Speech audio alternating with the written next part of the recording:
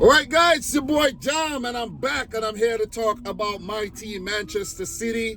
And I know a lot of City fans, or some people may think, yeah, you know, you're a City fan, but you don't talk about City much. Guys, this is City's content is a niche content to me because whenever I talk about Man City, the videos don't do too well. But it doesn't mean that I'm not going to talk about my team. I'm just not going to make every single video about Manchester City, if you get what I'm saying. So when things settle, when the dust settle, I usually do talk about my team. And when I'm talking about things overall, I do talk about City.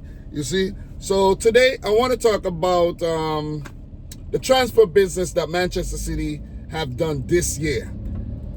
2025, the winter and the summer so far, whereas the winter transfers was somewhat of an early start to the rebuild that we are seeing currently at Manchester City, because City needed to plug some gaps in the defense and definitely in the middle of the field. Going up, you know, in attack, we did need a few reinforcements as well, but mainly in the middle of the field and in attack. But the question that I really pose in this video, right? Is it enough?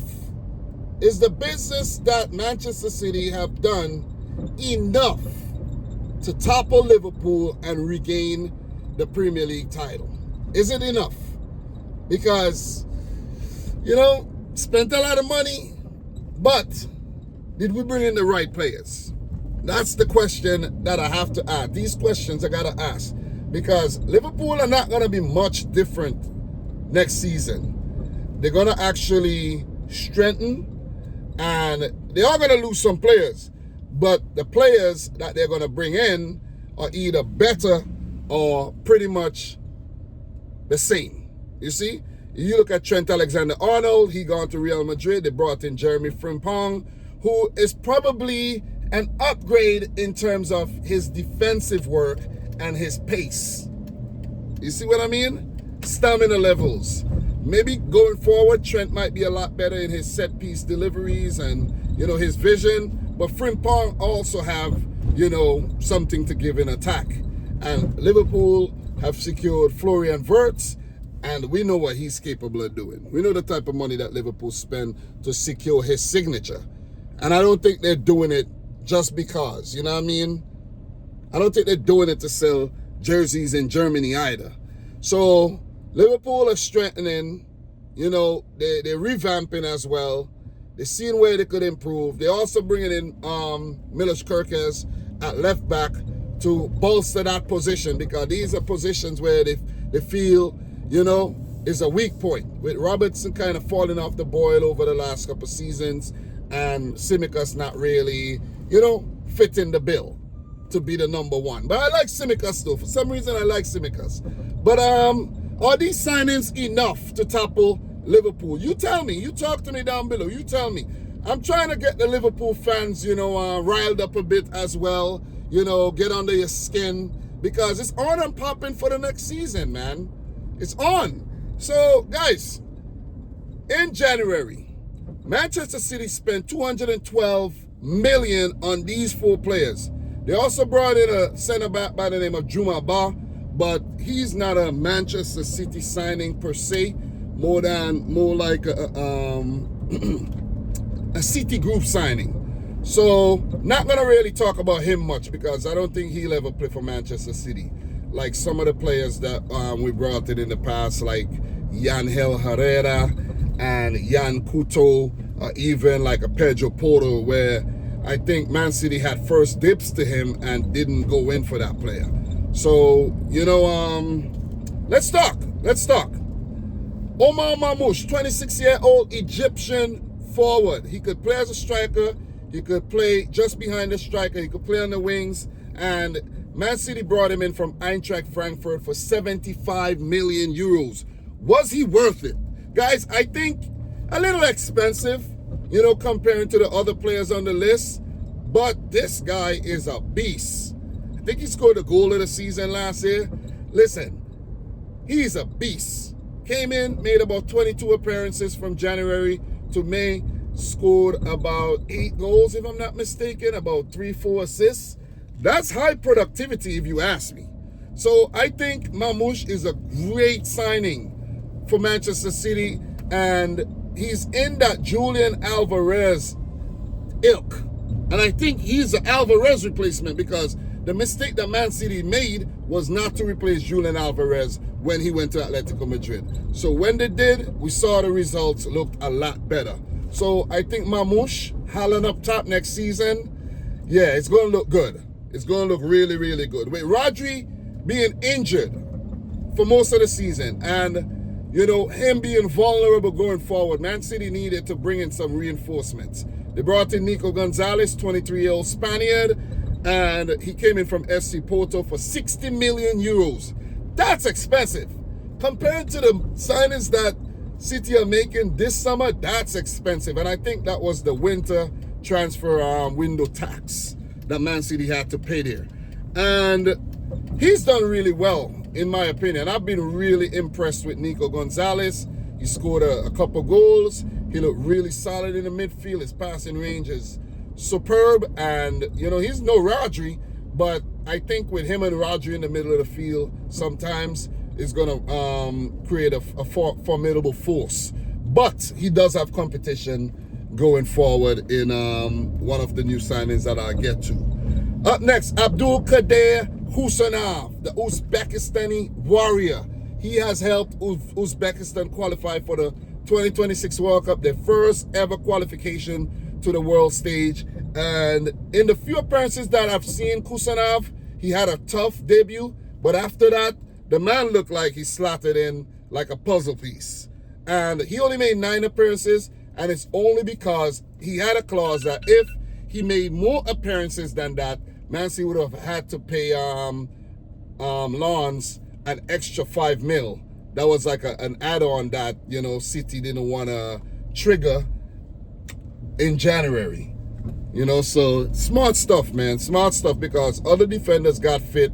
We didn't really need him as much as we did in January and February. So definitely one for the future. He's only 21 years old. We paid 40 million euros for that kid. And I think he has a bright future. But right now, I think he's going to be more of a rotational type player. Who knows? Maybe he'll become the right back if we don't manage to secure one this summer. Vitor Riesch, Palmeiras City, 37 million euros. And he was a signing that we did early. Let him stay at Palmeiras and then brought him in January because we needed him. And he's been highly rated. Only made 2 appearances, one in the FA Cup and another in the Premier League. But I think with Vitor Riesch, there's actually more to come. I don't know if we're going to send him out on loan or we're going to keep him as a squad player.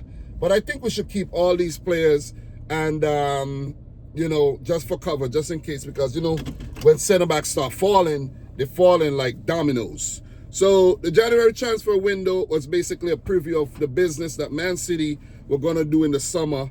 I don't think there was any panic signings or anything. All these players look pretty much at home at Manchester City. Fits the mold, the age, the style, the profile and everything, the characteristics. And I think they all have a bright future at Manchester City.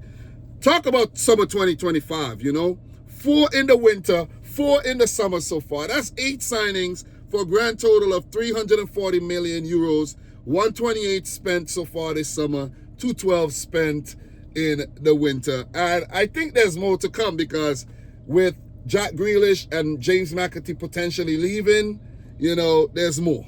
Scott Carson has left. Kevin De Bruyne, you know, he's joined Napoli on a free.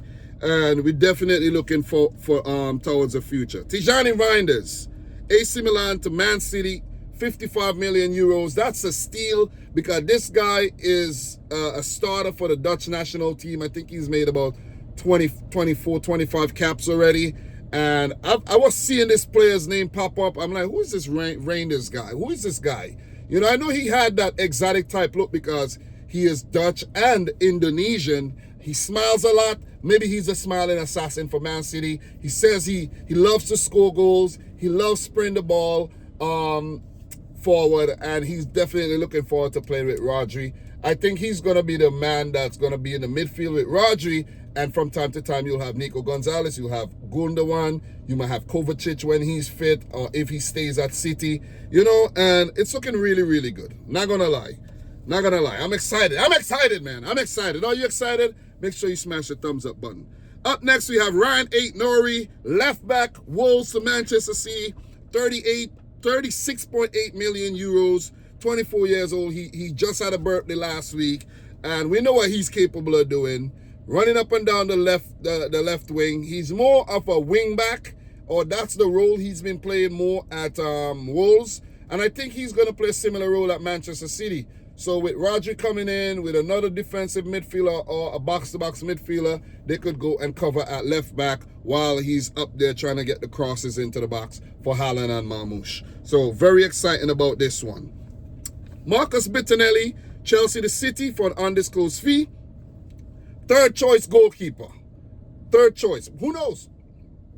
Maybe he'll be the second choice. Maybe Ortega will leave. I don't know. Edison got more years left on his contract. I don't think Edison is leaving. He's going to probably see out his contract. And Man City's goalkeeper search is probably going to happen, you know, well, start happening in terms of the scouting and in terms of identifying who they want to replace Edison. But Bittonelli comes in because Scott Carson has departed the Etihad Stadium. And last but not least, man, a wonder kid. He's been around for about 5 years now, since he was like 16 years old at Olympique Lyon. And he goes by the name of Ryan Sheary. I know Man City went in about two Ryan. You know, they're both of Algerian descent. And when you think back of what Riyad Mahrez did at Man City, oh man, I wish these players could both replicate what Riyad Mahrez did for Manchester City in terms of winning trophies, scoring goals, providing assists, and just entertaining football fans all across the world. Ryan Sheary is the real deal. Lyon to City, 36.5 million euros. What a steal. I don't think there was any tax on these players, but who knows? Players, you know, come in and relations between clubs get a lot stronger. And who knows, maybe we'll see, you know, some of our Man City players go the opposite way to Lyon, or maybe Wolves, or either AC Milan. Who knows, man? Who knows? But it's good to have good relations with the clubs, and so that you could keep that, you know, keep that talent flow coming in. So, guys, that's all I have for now. Let me know your thoughts. I'm going to let you know mine. I think City are going to be very competitive next season. I'm not going to make the call right now, but let's just say Man City are going to be very, very competitive with Liverpool next season. Don't know if Arsenal are going to be in the mix. Don't know if United, Spurs, Chelsea are going to be in the mix. Who knows? Maybe we'll have a dark horse team as well next season. Aston Villa, Newcastle, you know, Forest. Who knows? But it's going to be a hell of a season, man. It is. It is. And Liverpool, watch out. We're coming. We want that title back. I know, you know, you failed to do two in a row when you won it in the 2020, what was it, 2019-20 season? It was pretty hard to do two in a row. City won by 1 point. And, guys, it's going to be close because this season wasn't it at all. It wasn't it. It wasn't it. It was too easy for Liverpool. But it ain't going to be so easy next season. Guys, thanks a lot. I'm your boy Dom. Subscribe if you're new, like the video if you haven't yet done so. And until next time, peace out. Rich Squad. All right. You see, that's time.